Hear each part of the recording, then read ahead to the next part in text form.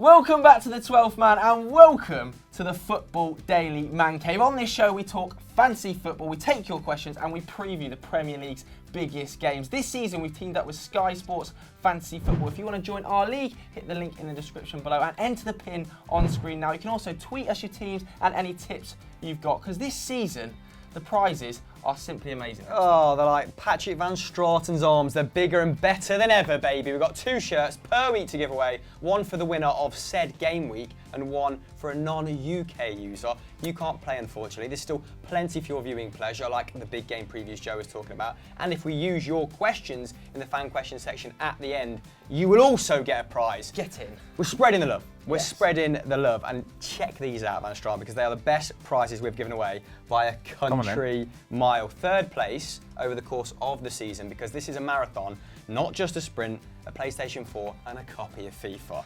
But strap yourself in for this. 2nd place, EFL Championship playoff final tickets. That's standard tickets, travel and a hotel for 2 people. And 1st place, creatively, same game, but corporate, baby. You're with the suits, living the high life. Yes. What happens to my voice then? I don't know, but maybe you should come in now and explain some of the rules, because we've cherry-picked what we think could essentially provide those fine margins. Yeah, the difference between a good season and a great season, attention to detail. You wouldn't know you were out by October last year. But if you want to beat your mates, you need to pay attention to the fine print. There are some special rules which can get you those extra points.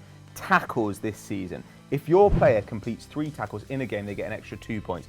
5 tackles gets you 3 points. They complete 60 passes in a game, that's 2. They complete 70, that's 3. Very important if you're thinking about having a flutter on Jorginho.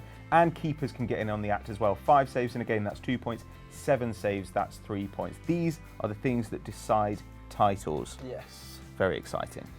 But without further ado, let's get into Joseph's team. You're up first, mate. Yes. Right, we're going to start by talking about bargain buys. Mine this year starts as a defender, Barry Douglas from Wolves, 6.3 million. Now, in the game, he's a left back, but in real life, in Nuno Espirito Santos' Wolves side, he's actually used as a left midfielder in a 3-4-3, and he provides all of the natural width for Wolves, because obviously Diego's Anyway, I've gone for Emerson Palmieri, who's actually only 0.2 million more expensive. And while he may not start the season as first choice left back, I think he will be first choice come the end of the season. Maurizio Sarri is going to use a back 4, and Marcos Alonso, I don't think, fits a kind of normal fullback role quite as well as he fits the wing back role in an Antonio Conte system. Emerson, still just 23, joined it for 18 mil in January, and I think he's the more rounded player overall. Obviously had that horrible knee injury when he was playing at Roma, but before that happened, he was looking like a possible superstar. 3.6 tackles and interceptions that season. That compares to under 3 for Alonso last year, but he's actually better going forward as well. He's creating 1.2 chances per game. Alonso at his best has created 1. Emerson completes 2 dribbles. Alonso at his best completes 0.5. So wouldn't be sacrificing that threat down the left? Well, I think that this suits the kind of fullbacks that we've seen Sarri use in Italy. When you look at Fauzi Ghoulam, he likes that guy who can dribble up the pitch and create. The same with Mario Rui. And I don't think Marcos Alonso is going to work that way. He either, to me, needs to play in a back 3/5, or you need to use him as a centre back. So I think that Emerson, who can also play on the right if he wanted to switch things up, will get some significant minutes this season, provided that injury's behind him. And having looked at him in pre-season, he looks extremely sharp. 6.5 million for a guy who's going to play for Chelsea this season. Look at Maurizio Sarri's defensive record as well in Italy. I think they conceded 100 goals under him in 114 games over the last 3 seasons. So we think of him as an attacking coach, but his defences are really solid as well. And if they get clean sheets, he could be a frightening prospect, Emerson. Well, it's very much from the Pep Guardiola school of thought, isn't he? And if you've got the ball and if you're controlling the space, then you're not going to concede. Exactly. I have gone for a midfielder for my bargain buy, just to mix it up, and I've gone for Seri, who was recently acquired by Fulham for around £15 million. Now, he was actually on the cusp of a big money move to Barcelona last season, but Nice in the 11th hour asked for more money, and the move collapsed, and subsequently his stock kind of plummeted. Yeah. He contributed to 16 goals in the 16-17 season. This is when Barcelona came in for him. But that fell to 7 last season, with Nice dropping 24 points in the process. Wow. So this wasn't just a Seri problem, this was a Lucien Favre problem, this was a Nice problem at large. Now, he's expected to compete with Danish international Stefan Johansen, ex-Celtic player. I always quite liked him. He's a very industrious midfielder, good end product. But yeah, they'll be competing for that number 8 position. However, I think that Seri is probably a more well-rounded player. He's box-to-box and he's really technically proficient. I think maybe Johansen lacks sort of the ability to stitch attacks together. He's quite good in the transition. He's got a decent turn of pace. He can drive at defences, but Seri's a much more adept passer. Now, both players had modest defensive output last season, Seri with 1.6 tackles and interceptions, and Johansen with 1.4, but key passes from both were a solid 2. And that kind of gives us a real good indication of where both of those players want to play. We might categorise them as central midfielders, but they're not. They're central attacking midfielders. Yeah. Kind of similar. That's a similar output, key passes-wise, to Pascal Gross, who we actually picked at the start of 12th man last season as one of our ones to watch. So we've got past. Yeah. Listen, keep those ears open. And now, both men played in a sort of possession-based side last year. I think both teams averaged around 58% possession. Okay. But Seri averaged around 84 passes per 90. Whereas Johansen was around 50. And if he's averaging 84 passes per 90, that's enough to get you 3 bonus points, like you just said. Ivorian and Xavi. Was it over 70 passes? Over 70 gets you 3. Yeah. I mean, a lot of... You said Ivorian and Xavi, but I think he said before that he bases a lot of his game around Yaya Toure. Interesting. Interesting. Not quite as well-rounded as Yaya Toure. Not many players. Who is?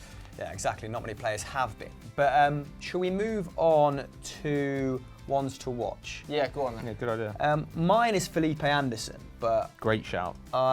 he only cost me 8.7 million. But I'm going to come in with why shortly after you, Joe, because I think I should, give you the mic. Go on then. Well, I'm sticking with the Wolves theme. I think Wolves are going to surprise a few people, and I expect them to do really well under Espirito Santo this coming season. And I've gone for Jota. He is £8.3 million, so he's a little bit more expensive than I thought he was going to be potentially, but he's still only 21 years old. He obviously spent last season on loan at the club from Atletico Madrid, but they managed to agree a permanent deal in January, so they'll be absolutely delighted with that because his output was frightening last season. 17 goals and 5 assists in the Championship. He was, of course, Wolves' top scorer. At times, he played on the left. At times, he played as a more attacking midfielder. And at times, he was the out-and-out striker. Now, this coming season, he's not going to be the out-and-out striker, it seems, now that they've signed Raul Jimenez from Benfica. He's a very exciting Mexican attacker, isn't he? So I think he'll probably play on that left-hand side, but he does like to drift central, and he's got great pedigree as well. Before Wolves, he was on loan at Porto. He scored, I believe, 8 goals in 12 starts there, so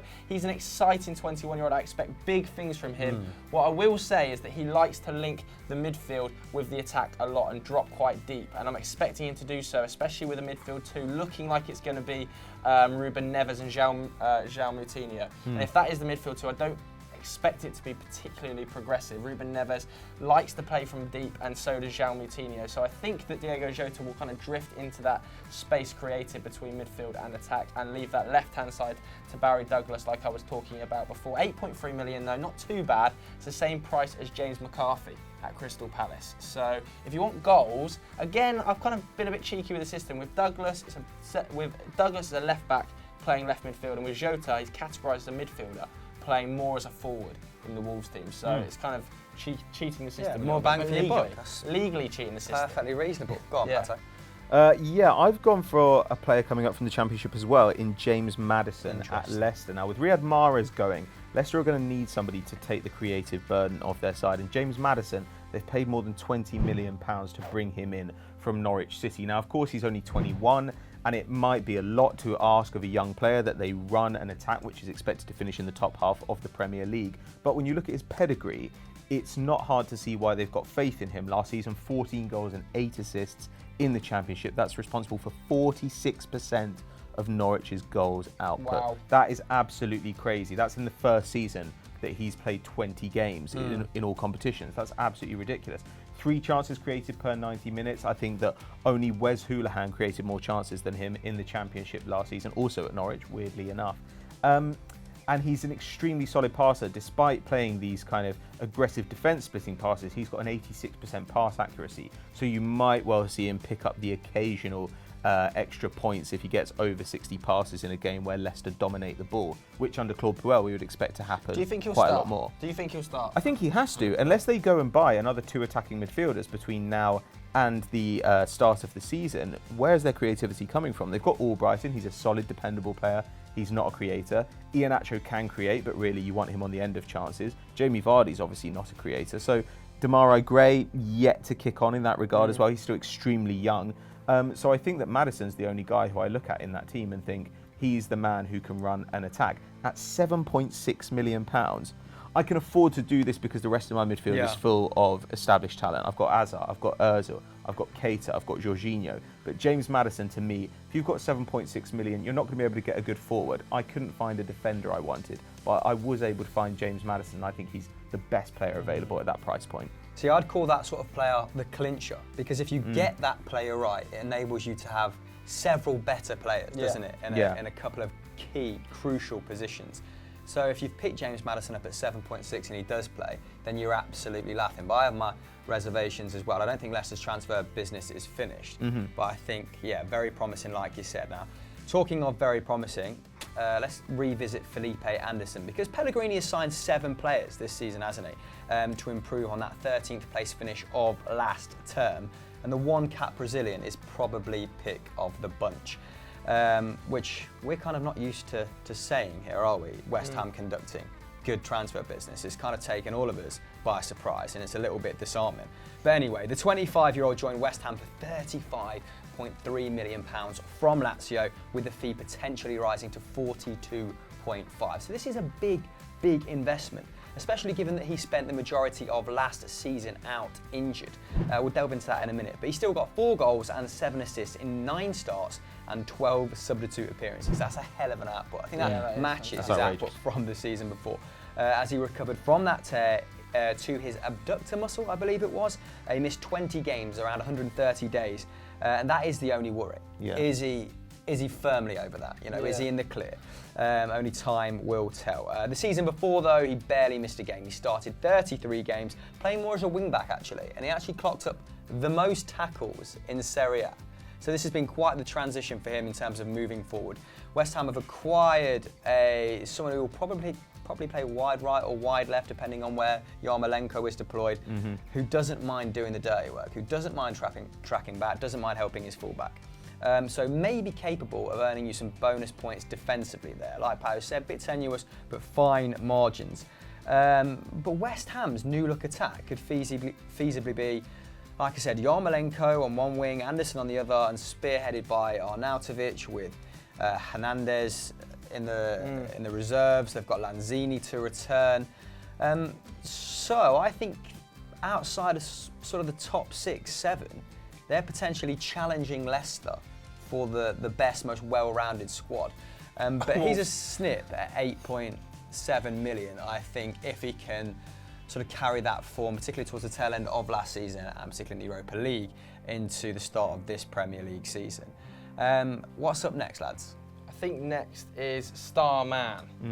Now, my Star Man, I've gone for a fairly obvious candidate. I'm going to keep this one fairly short because I think we've spoken for quite a long time on these. I've gone for Sergio Aguero. This is my big money player, £12.8 million. I think he's up there with the most expensive players on the game. But when you've got a goal-scoring monster like Aguero, you pay the money, in my opinion. And okay, it is a little bit of a risk given his injury record, but I think last season, still 21 goals in 22 starts. So still an impressive feat, isn't it? I think he's taking over 3 shots per 90 from inside the area. Look, City might rotate their attack, and that is my only concern. So my only concern really is the rotation of that front line. But when Aguero's fit, I feel like Pep Guardiola plays him. And that will hopefully be this season. Because since 2014, I think he's scored 20 plus goals every single season. In fact, at Manchester City, his lowest goal scoring tally has been 17 in the league. So expect goals from him, because it's going to happen. You know it's going to happen. And he might be injured for 30% of the season, but in the 70%, he will score nearly every single game. And that is something I don't think you can say about somebody like Romelu Lukaku. Sex Panther, 60% of the time, he scores every time. But I just feel like you might be able to get more consistency in terms of minutes out of Lukaku, but will you be able to get as consistency in terms of goal scoring? I'm not so sure. Lukaku played a lot of minutes last Lot season. of minutes. So I've gone for Aguero. It's a little bit of a risk, but guaranteed goal return. Yeah, I think that's sensible. I've kind of gone for the same thing. I've brought in Pierre-Emerick Aubameyang for 12.5 million. Now, I think that this is a slightly safer bet because he is going to start as many games as he's fit for Arsenal. He's going probably as well to, he's going to cost you a little bit less at 12.5. So that's, 0.3 million difference. That's 0.5 less than Kane. It's 0.2 less than Salah and Lukaku, I think. So this could be a minor bargain if you're maybe strapped for cash in other positions.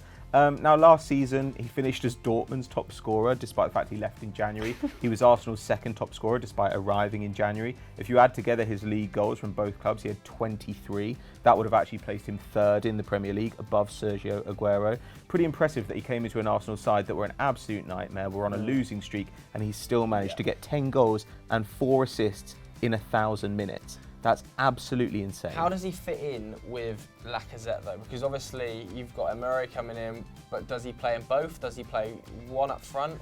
Well, I worry a little bit less because last season, Wenger was playing him on the left in a 4-2-3-1, and that was where he was still getting plenty of goals. I think 26 of his 29 shots for Arsenal came from inside the box. So he was still able to find scoring positions, and his assist numbers went up. That's twice as many assists he got in those meagre minutes as Harry Kane got all season long. So I think that could help. However, I think you're right. He does need to be played closer to goal. He's 29 now. His dribbles have been in decline over the last 5 seasons. He's a guy who kind of needs to be put right up on the shoulder of the last man, I think. But, Emery, when he came in, said, look, I want to make him the focus of my side, him and Aaron Ramsey. And I think with Ozil, with Mkhitaryan, all that creativity around them, I think that he'll probably get a ton of goals this season. And, if you pair him with another forward, then you can have a devastating front line. I imagine he's going to be that left-sided player in the Jose Mourinho mould, who is sort of close to a striker. The right side provides the width, and like you said, he is a shot monster from inside the box, isn't he? And talking of shot monsters, again, I've gone for someone very obvious, but after all, this is our star man. I've gone for Harold Kane at £13 million, and let's hope that he has a good rest over the summer, because I did have my reservations picking him, at least for the first couple of weeks. Is he the most expensive in the game? He is. I think he is. I think he is, and he's been selected by 38% of players so far, which is actually still 10% fewer than Mo Salah, who I've chosen to omit. Sorry, was that the right decision? Would you go for Harry Kane over Mo Salah? Maybe he's going to have second season syndrome. Maybe not. Let us know in the poll just above. But we all know about the obvious facets of Harry Kane's game, don't we? So I've tried to take a look at where he can maybe offer a little bit more value, going back to the fine margins, like we said, over other top strikers. Last season, he averaged 5 shots per game in the Premier League, and that was a league high. Salah was the closest with 4. As he scored 30 from 35 starts. Now, this is definitely speculative, and I'm not saying this is going to happen on more than the odd occasion, but on fantasy football, you get 3 points if your striker registers 5 shots on target in one game. Now, that is asking an awful lot, but if someone is going to do it, it's probably Harry Kane in that league, because there are, he averaged 5 shots a game, but there are games where those numbers are sky high, and especially towards the tail end of last season, it really dropped off. Didn't I remember 2 or 3 games in a row where he'd only had 2 after he was rushed back from injury in sort of February, March time. So that average could be higher. He finished the season actually with 75 shots on target from 190, which is 9 more on target than Mo Salah. So he can be trusted to find said target, like I said. And like you said, he is the most expensive player in the game, 0.1 million more than Mo Salah, despite finishing 98 points behind him last season. Not much of a creator, is he? He only got 2 assists. Sure. So you're not going to necessarily get those points out of him. And his first game is against Newcastle, who he has a decent record against. But only 2 of his goals across his whole Spurs career have come in August. He scores every 7.5 games in August. Now, we got a little bit bored of talking about this last year, didn't we? Because it's become one of those footballing kind of folklore, superstitions. But I'm wondering if post-World Cup, and given his August form, if it might be wise to rest him for the first couple of weeks and bring in another player. He's definitely not going to start for Spurs. But I'm going to stick with my man. Yeah, I think first 2 weeks at minimum, he's not going to be in that Spurs maybe not even in the I don't know. We said that when he Maybe got the first injured week, last yeah. season, Yeah, and then but 2 weeks later he's back in the lineup. I think the World Tremendously Cup, I think the World reliable Cup, fitness-wise. I think the World Cup effectively means that he won't start the first 2 weeks. I'd be very shocked if he starts the first 2 weeks. It only mean he has a 4-week break. Yeah, well, maybe he'll be on the bench though, and you might see him brought in. But I think it makes sense to put him in your squad. He's one of those guys who, if you can find space for him, he's incredibly reliable with fitness-wise, and he will score. Just repeatedly and annoyingly often. Yeah, relentlessly. Yeah. Now, let's move on to our tip, because our friends over at Sky Sports Fantasy Football have sent us the first one of the series. So before we dive into fan questions, we heard from 2016-17 champion Dan Cox, and he's given us our tip of the week. He said, my number one Sky Fantasy Football tip would be captaincy cover. Plan to ensure you have somebody capable of carrying the armband every single match day. That's where you hold the edge over your teammates, and that's where this game differs from other games that are available. You can change your captain after every single match day. So people who are on it, people who are thoroughbreds when it comes to fantasy football, will be rewarded. They'll be paid in full, Patrick Van Straaten. And the first game is on the 10th, and it is Manchester United against Leicester. Friday night football, baby. So your captain is James Maddison. or Ricardo Pereira, but I will go James Maddison, I think. Ricardo Pereira, how much was he? I believe he was 7.6. Put you on the spot there. He might get a fair few assists from right back. Loves I bombing agree. on, doesn't he? You've not got anyone playing on Friday. I don't think I've got a single Man United or Leicester player. You in didn't go my for De Gea setup. this year? I didn't go for De Gea. I actually went a little bit out of the box. I went for Kasper Schmeichel because I think he might get a big move. Who will be your regular captain though then, you guys? My regular captain, providing he's still in the league, I've taken a little bit of a punt, but I'm gone Eden Hazard. I think if Eden Hazard stays at Chelsea under Sarri, it's going to be chaos with him in that So 10 Friday night football, your captain is Kasper Schmeichel. Oh yeah, Kasper Schmeichel, I suppose, yeah, it will be, Oh even my though he's going to God. get pulverised, so best not to Is say he that. really at home at the King Power? That's a daunting away No, trip he's this definitely season. not. Man United are going to score no goals this season. Especially about if you? they pluck Harry Maguire for 65 million. Make it happen. From the You can't pluck him. You need Yeah, a crane to crane. get that head Crane. out. Cherry old picker. boulder head. Yeah. Mr. Microwave head himself, Harry Maguire, will be my captain for the first week, and then I think if Harry Kane's not there, Romelu Lukaku's going to have to take charge. I think you need a core group of 2 to 3 players, and it actually be quite. You've got Romelu Lukaku and Kane up. I have. Dirty. Dirt McGirt, and I have. Who did I bring in to make way for that? I think it was Seri for 7.2. That's not bad It was a at all. bargain for a midfielder, and I've also got Burnley centre back. Ben Mee. Not Ben Mee, the other one, Tarkowski. Tarkowski. He was a bit of a bargain himself. Anyway, this is descending into chaos. So there's our tips, there's our captains. Fan questions. First one comes from James Mateague. And he said, lads, are there any players from the promoted sides worth taking a gamble on? Now, Mr. Wolves over here, Yes. orange hair, orange kit, Yes. orange heart. You've already suggested No, we talked about Jota and Jota, Douglas. haven't you? One more Wolves boy might be worth picking up, or in fact a couple of Wolves boys. Potentially, if you need a cheap defender, have a look at Bolly. I think he might do pretty well in that Wolves setup. But I think the man to pick up, if you're looking for a promoted forward, would be Raul Jimenez. Now, he's joined from Benfica this summer. He's definitely going to be Wolves' out-and-out striker.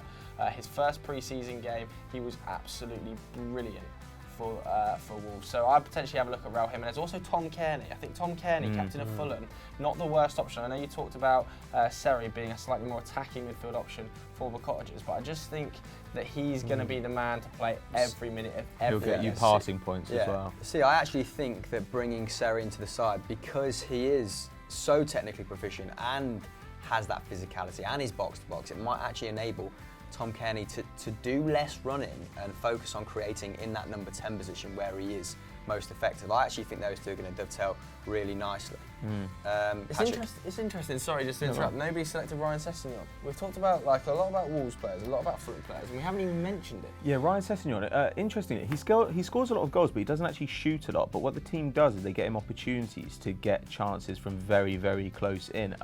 I think that Ryan Sessegnon is obviously going to be a danger for them this season, but I think to a certain extent, teams are going to try and key on him, and try and mark him out of the game because they know he is such a threat. I think it might be the season after this one where you you'd maybe see him push on. I think Kearney and Seri are good shouts. You could cheat a little bit as well and maybe go for Ryan Fredericks, who of course got promoted with Fulham and has now moved over to West Ham. I think West Ham's defence will be a lot more solid under Pellegrini. So that might be an interesting shout as well. But actually, this is the first time in a long time that the promoted teams all have a lot of talent on them. I'm quite excited to see how they do. I was actually very tempted Mitrovic by as well. Lee Camp as well, the goalkeeper of Cardiff, because he's kind of had a bit of a career renaissance over the last couple of seasons. And when I was looking at goalkeepers who have saved it above XG, Lee Camp was actually in the top 10, 12 in Europe. Wow. So he's definitely coming into this Premier League season on the back of some great form. Was it also Lee Camp that owned Dr. Cap? I can't remember. I'm not sure. I think he was on Dragon's Den at some point. If I've pulled that from the back of the old Swede, then fair dues.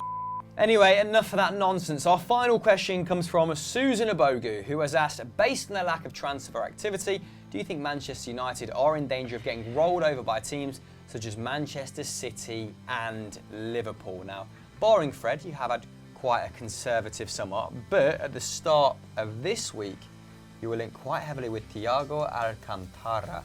Now, at the start of the season, we were saying Manchester United lack a player like that. You were looking to replace Carrick, a controller who sort of operates outside the 18-yard box, who resets play, because you've not got very sort of brave centre-halves or centre-halves that can distribute or step out of the line. Does this sound feasible to you? Because who drops out of that midfield, lads, if Thiago Alcantara is brought in? 100% feasible. I think Man United are definitely keen to sign another central midfielder, although Jose Mourinho doesn't want to admit it. All his pre-season he's kind of been like, I'm not after these signings. I want to kind of consolidate around the group I've had. I don't want too many new faces coming into the camp. So he is kind of projecting the fact that he wants a settled team, but really I think he wants at least one more signing. So I think if he could get Thiago through the door, he would love to get Thiago through the door. As good as the likes of Scott McTominay, Ander Herrera and Marouane Fellaini are, they're massive downgrades on a player like Thiago Alcantara. And the positive thing about Thiago Alcantara at Manchester United is he wouldn't have to play 40 games a season. And with the dodgy knees, I think if you could get 20 games out of a semi-fit Thiago Alcantara, I think you'd be pretty happy with that if you're Man United. But those players you mentioned are all rotation players, right? They so are. One first-team star, and I emphasise star, is going to have to drop out in what you'd imagine Fred's going to play, 55 million, Paul Pogba, and Matic kind of complements that three nicely, doesn't it? So is it a change of system, Van Straaten, or? Well, you could, I suppose, play a diamond and play Pogba at the top of it, but I don't think it's his best position, though that would kind of make sense given how light they are in the attacking department and how heavy they would be in the midfield department. Thiago's one of those guys who can fit in a bunch of roles, as can Fred, as can Pogba. Matic is naturally the guy you'd want to drop out, but I don't know. My worry is that even though they would all have good defensive output, they still need to shore up the defence. Like Mourinho was whinging all season about his fullbacks. He's only brought in Diogo Dalot in that department. And obviously, he's injured. Fosu Mensah's come back from loan as well. He might get a run out there. But all season he was complaining about this. And if you're not going to solve that problem with talent, you've got to solve it with coaching. But at no stage in the last season did Mourinho manage to fix the defence. They were bad. They were conceding tons of shots on target, and they persisted with this all through the season. They never resolved it. So it sounds counterintuitive if you are conceding 12.6 shots on target per game, like Manchester United were at various points throughout last season. Why are you going to take Matic out of that equation, who is probably the one midfielder at United that actively tries to shield the defence, and the idea was that he then frees Pogba, I think the trouble with asking Matic to play 50 games a season is that towards the back end of last season he was looking jaded. And I just think that Man United, obviously, Champions League football again this season, we were nowhere near ready to compete on two, let alone three fronts last season. That's a very good point. In the Premier League and the FA Cup and the Champions League. So I think Jose's probably looking for a little bit more depth. Obviously, you talk about defence. I think he's probably going to sign a centre back, maybe another fullback with that. Fullback's your problem area, Definitely our problem area. He obviously is a massive fan of Diogo Dalot, although he's got a knee injury, I think, already, so he's out until late to mid-September, so don't bring him into your fantasy team if you're thinking about it. And Luke Shaw has come back extremely fit. He's topped all of the Manchester United pre-season fitness tests. Whether or not he can actually embed into a Jose side remains to be seen. I just think that these seem like indications that Mourinho is not going to be there that long and doesn't think he's going to be there that long. Like, look, don't get me wrong, like Dalot comes in, like that's fine. He's a young player. Fred is 25, so he's got some years in the team. But getting in Matic for 40 mil last year at 29 years old, getting in Thiago, who's fantastic, but he's always injured at 27, and also really kind of putting Bailly out in the wilderness for a bit, doing the same with Martial. You kind of feel a little bit like Mourinho saying, I need to do as much as I can now, and I don't really care what situation I leave the squad in. It's Mourinho's modus operandi, isn't it? Which normally ends with leaving a club after 3 years. He's not doing anything to suggest otherwise. Yeah, exactly. Is the thing. I've also seen you link with a couple of other transfers that kind of back up Van Straten's point, which is Leonardo Bonucci from AC Milan, who's kind of made it very clear he wants to leave following their ban from Europa League football, which was subsequently overturned. But he makes sense, right, because he's a distributor. Again, Mourinho doesn't mind earning players over 30, comes with a lot of pedigree, and he's not going to cost 75 mil like Toby Alderweireld. Or Harry Maguire. Oh, breadhead. Well, I don't know. I think there's definite surgery to be done to this Manchester United squad. And the other thing I will say about Jose Mourinho is when Pep Guardiola goes for a player, Jose tends to follow suit fairly quickly after. We saw it with Alexis Sanchez, didn't we? That deal happened, and I think Manchester City might be interested in a player like Thiago Alcantara. Fernandinho's getting no younger, offers a nice little rotation option in defensive midfield, can distribute the ball from deep. Had the fingers burnt with Jorginho. So I don't know. I wouldn't be surprised to see Thiago Alcantara rock up in a red shirt. He's a sort of semi-statement signing, isn't he? Man United like that sort of PR job. They do. I wouldn't be surprised in any way to see Thiago Alcantara wearing a Man United shirt come August the 9th. Imagine Harry Maguire's head travelling up the M6. Get him in a United shirt. I want Slabhead tattooed on my back by the end of the day. One of those fucking articulated lorries. So that's it from this episode of The 12th Man. Please do join our league. You can click the link in the description below and it will be pinned as the top comment. The pin is on screen now. Get involved because we want to play against you. Yeah, are you good enough to beat us? Are you good enough to clinch those prizes from your fellow Team FD subscribers? Don't know. Probably not. Let me know. Actually, send us your team because we're going to discuss and dissect some of your teams next week. Van Straten, your favourite question of everything we do together. What else should people watch if they enjoyed this? I don't know, stay tuned for Sunday vibes and things like that. Obviously, you should keep your eyes glued to Transfer Review and Transfer Talk in case there are going to be any late additions to fantasy football. But mostly, you know, just stay safe. Stay safe out there. Stay in school as well. They do that also. Dangerous world. Unless you're not supposed to be there. Weird.